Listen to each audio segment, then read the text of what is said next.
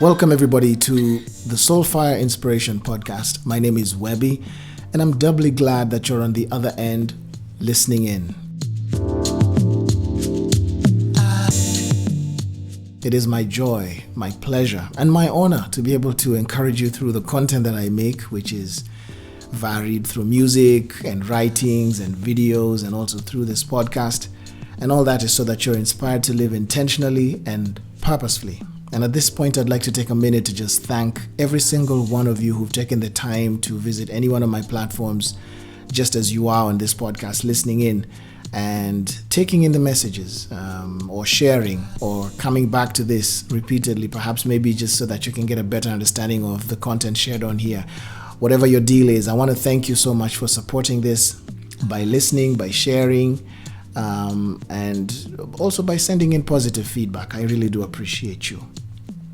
So I started this out in July, and it's been an exciting journey to share through the series that I just concluded in the month of July about things to leave behind in a new season.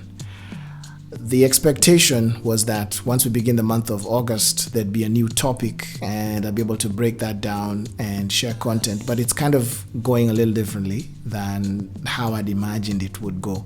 You see, the way this has been going is for about a year, 8 months now. It will be a year, 8 months this month. Is, every month I do get a topic, or there is a topic, and then I break it down into a weekly focus. So every Monday or every other Monday, I'm able to put together a small subtopic, or rather write down a subtopic and share on that. And then I do that throughout the entire month. And then when the month is done, I pick up a new topic in the following month and then keep that going. So the expectation was that this month would be the same, but what it has come down to, and I'm happy to go with this flow because this is pretty much what it's meant to be. What it's come down to is messages of just timely reminders. I didn't put out an episode at the very beginning of the month, so this is actually the second week as at the time of recording this podcast. So I thought that I'd just combine both of the things because it feels like they're related. Both of the things that I shared on, and I hope that this will encourage you wherever you are along the journey of life, and whatever your experience is, wherever you find yourself, and whatever it is that you find yourself facing. I thought that I'd bring some of the timely reminders that have helped to set my head on straight, especially in those moments when I look at my life, or when I look at the things that are happening in my life and around me and my family and my community, and I felt very discouraged. I thought that I'd bring those reminders and share them with you because one of the things that I have resolved to doing is to pay forward every encouragement I receive, because hey, someone paid it forward and got it to me, so I can't be the one who hoards it.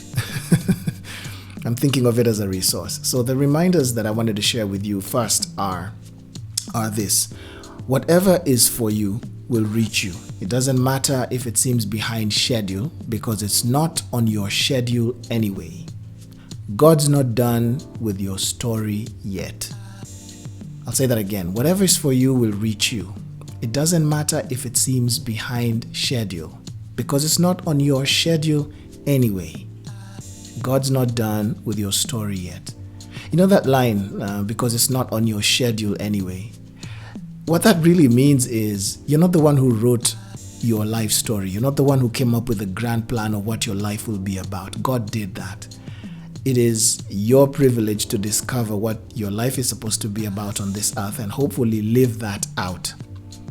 But, in the course of doing that, one of the things you're going to discover is that there's a significant, or there's going to be, or there's probably even right now as I'm speaking to you, a significant struggle between what you think, what you desire, what you imagine your life is going to turn out to be, and what God had ultimately prepared, or how God had intended for your life to turn out. And one of the things that I think I'm coming to terms with, and it's been difficult because it's not always easy to have to think or to feel like if I lay down my life, then it's going to go in a direction I don't like. One of the things that I've had to come to terms with, and I'm coming to terms with this in progress, I think in progress, meaning progressively, but also I think in bits, is that the idea of success that I've wrapped my mind around may not be what God calls success. The way I intend my life to go, what it is that I want to do, what I had envisioned my life being about, may not necessarily be that. And it's not to say that God is a sadist. He just looks at you from afar and says, ha ha ha ha ha, look at you making all these plans, I'm about to just disrupt them. No, he has a plan that's much better than mine. He has a plan that covers the angles I do not see and do not even know exist or do not know need covering. And ultimately, the story of my life meets his purpose. It's supposed to fulfill his purpose. He brought me here to fulfill a purpose. And so that his glory is seen through my life having been what it was. At the end of my life, it should be said, and this is one of the things that I aim for, it should be said that my life was about fulfilling God's purpose, and it'll be clear what God's purpose for me was when the fabric of my story is kind of, flirted out for everyone to see. But I say all these words to encourage you, because you're probably looking at your life and thinking, this is not how I thought it would go. This is not what I thought life would look like. This is not how I envisioned things would look like at this point. I didn't imagine that I'd have to deal with such an unexpected struggle, or I didn't imagine that I'd pick up things that I never thought, I would have to do, whether that's homeschooling your kids or having to break down your business model and put it back up together, and maybe that's not even very clear at this point, or even losing a job and thus losing your income, and then having to figure out, or feeling like you have to figure out something really fast, because it's not like when that was happening, bills and other life expectations stopped. This is just to encourage you that even when it seems like it's not the way that it should have been, quote unquote, everything is still going according to plan. See, I've come to believe that God doesn't always send or doesn't instigate the tragedies or the difficulties we experience. A lot of the things that we even wonder, why does God allow these things? Or rather, why does God cause these things, more accurately? It's actually not him causing them. But one thing that he does do, and he does it really well, is he knows how to take all of those things and use them as part of the story. So, it's kind of like with the analogy of a puzzle.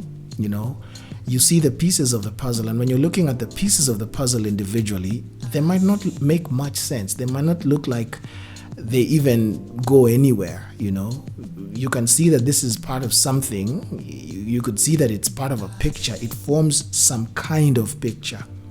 But the piece of the puzzle by itself doesn't tell you anything. It makes absolutely no sense. But imagine, numerous pieces of the puzzle being put together on the puzzle board, and you step back finally and you're able to see the picture that they form, and you begin to understand each and every part of the piece, or rather each and every part of the puzzle, because now that you're seeing all of them together in perspective, you see what they form. That is kind of the analogy that I think best describes God's view. And I think he's kind of alluded to this in Isaiah chapter 55, where he says, my ways are not your ways and my thoughts are higher than your thoughts. I paraphrase. He has a different view than the one we have, and he sees the whole picture. All we see is today and our previous experiences, and we're able to understand, perhaps some of the reasons why, or some of the experiences that we went through and the reasons for those experiences, because you see what they've produced. You see what they've produced in your life, what they've brought out. But we don't always think that way when we're dealing with a difficulty, because, all you want is relief from that difficulty, and you want things to go at least as close as possible to how you'd imagined or envisioned, or what you would want them to look like at this moment. And even when that doesn't always happen, it's important to remember that at the end of the day, even if you're disappointed in the outcome of a lot of things or of some things in your life, they're still part of the story. And that ultimately, when you're beginning to reflect on how the puzzle has kind of come together, you will begin to see the pattern. And the second thing, this is what this brings me to. The second thing is, I think very related because it speaks to the process. We may not always see how everything comes together when we're looking at pieces of the puzzle because they don't make sense in and of themselves, by themselves.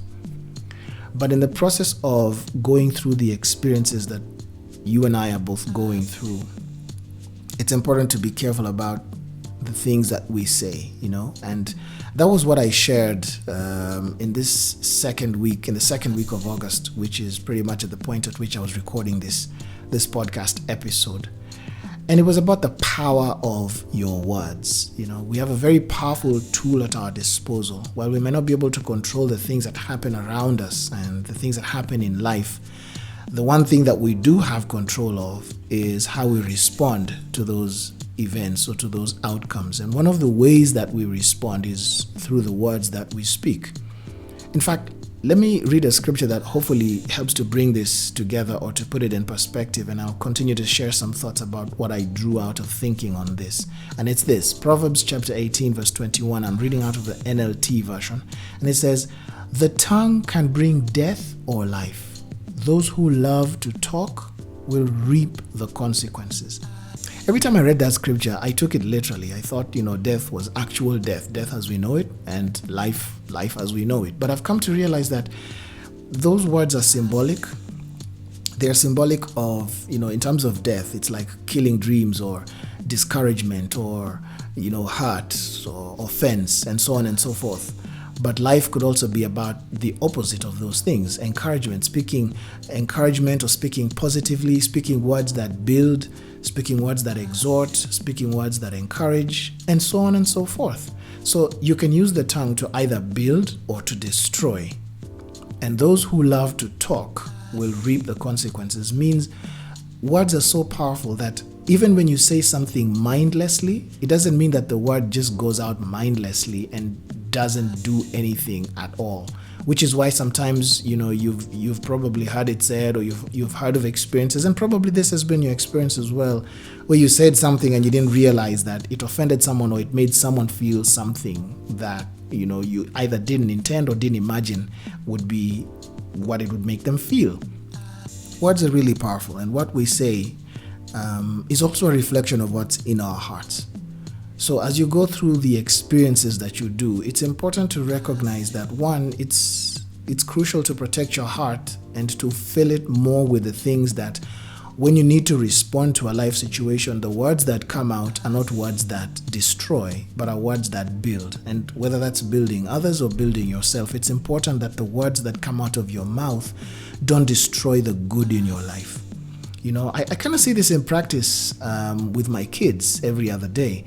When I speak words of affirmation or I say things that they love to hear, when I make a joke and so on, their faces light up. They respond positively, to put it simply.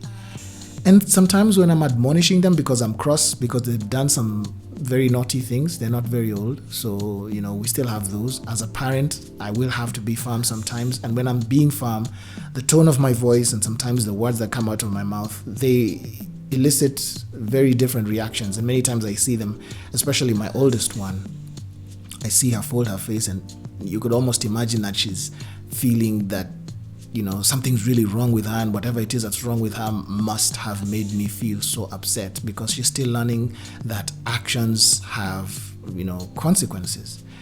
And so, of course, the wisdom for me as a parent is to learn to balance discipline and love, so that while I'm teaching a lesson, I'm not crushing her spirit and making her feel like she's the problem, when I'm actually trying to highlight what the problem is and how to navigate it, so that, there's wisdom, there's knowledge. And so I learn every day about the power of words from the different experiences and the different places where I use them and where I hear them as well. When I'm feeling discouraged and there are things are not coming together the way that I want them to, when I hear something that I needed in that moment, it doesn't mean the problem has changed, but my attitude and my outlook has. And I'm able to approach this situation with a very different demeanor, But if, let's say, for example, I'm feeling very despondent, like in this moment, this uncertain time that we're living in, and I go on Twitter and I see something very discouraging about how resources are being used by different agencies in the government, and it doesn't look like the way those resources were being used was for any good, I feel like, oh shucks, then, there's no hope. If this is how people of influence and power, this is how they're doing things, and this is what they're thinking, and this is what their priorities are, then what can a person like me do, And it's very interesting to see how in those moments my humanity becomes highlighted. And it's easy to know some of the things, like the ones I'm speaking to you right now. It's easy to know them in your mind. It's easy to understand them because they're in a language that you understand. But it's a completely different thing for them to be lived out. It's a whole other experience for you to live them out and see what they look like in practical, in practice. Let me put it that way, in practice. And so I've said a lot of things, but if you forget everything I've said, of course you can always rewind this podcast and then listen again. But at this point, I just want you to take this with you, that at the end of the day, the story of your life was written long before you got here. And so even when you're stuck right in the middle of situations you don't understand and wouldn't prefer, and it feels like your dreams, the vision you had, the ideas you had, your desires, your version of success, and you're being able to achieve it, none of that is panning out as you had imagined. Even if that's what it looks like right now, and this is exactly how things seem to be going, that's the trajectory of your life, it does not mean, even for one moment, that that is the end of it. It's the experience of life, and everything about our lives always adds up to what God intended. And God doesn't necessarily send the difficulties, but He definitely does use them. He uses them because they work something in us that either helps us to be more like Him or helps us to gain a better understanding of our experience, and so a better approach to our experience of life. And I believe that even if it's not on your schedule, it's not something that you have control over. It doesn't have to be, because it's in the hands of who intended for your life to be what it's about and what it's going to be about. Your life has purpose. Even if you're going through a difficult time, your purpose will still be fulfilled. Be encouraged in knowing that nothing is in vain, and even your pains or your discomfort or your discouragement and disappointments, none of those are wasted. They're all part of the story. Remember the pieces of the puzzle. That's what they are. And also, as you go through the experiences that you're going through, whatever they may be, wherever you are, whatever it is that you have to adjust to or acclimatize to and so on, understand that even if you're not necessarily speaking words out to people, you yourself are listening to the words that come out of your mouth. Make it your point to speak hope to yourself. Make it your point to speak faith, or to speak faith in a way that builds your hope. I don't know if that makes any sense to you, but I think what it really just comes down to is speak words that build your faith. Speak words of encouragement. It doesn't mean that you don't acknowledge where you are and you don't acknowledge what you're feeling or dealing with. Sometimes even when I'm praying, for example, when I'm telling God, that I'm struggling with something, I say it as it is. Why? Because even if I didn't say it, He sees it anyway. But more importantly, I'm speaking to a God who can handle my meltdowns. I'm speaking to a God who understands my struggle, and He relates. Because He promised to be there with me. That means even if I don't tell it to Him, He's there with me, so He sees it. He knows that I'm going through it. But the idea behind being able to tell Him is so that I'm able to exchange that for peace.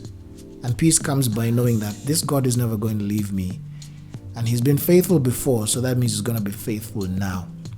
And praying out loud and speaking about what I'm dealing with, but also speaking faith or speaking encouragement to myself and to my situation, or even to people, depending on what the situation is or what my disposition is really just me agreeing with the fact that ultimately His plan is what's going to prevail. Even the discouragement and the failures or the disappointments and so on and so forth, all of those things are going to be ingredients or the condiments of what will be a really great story to tell at the end, or when finally the picture is clear enough for me to be able to see. And I believe that the same is true for you. So I hope that this encourages you. I hope it builds your faith. I hope it helps you to keep one foot in front of the other, which is what I hope you will keep doing. Keep putting one foot in front of the other. I look forward to the next episode, to what I'll be sharing then. I don't know what it is yet at this point, but I'm sure that whatever it will be is going to be something that will be timely for you as well as it has been for me. If this is your first time here and you haven't subscribed, then please hit subscribe on this podcast so that you can get notified when there are new episodes. I'd also really appreciate it if you would check out the other content that I put out, which is my music, my videos, and also my writing. If you'd like to receive written mail from me every single week with encouraging messages, then please follow the link in the description of wherever it is you're listening to this.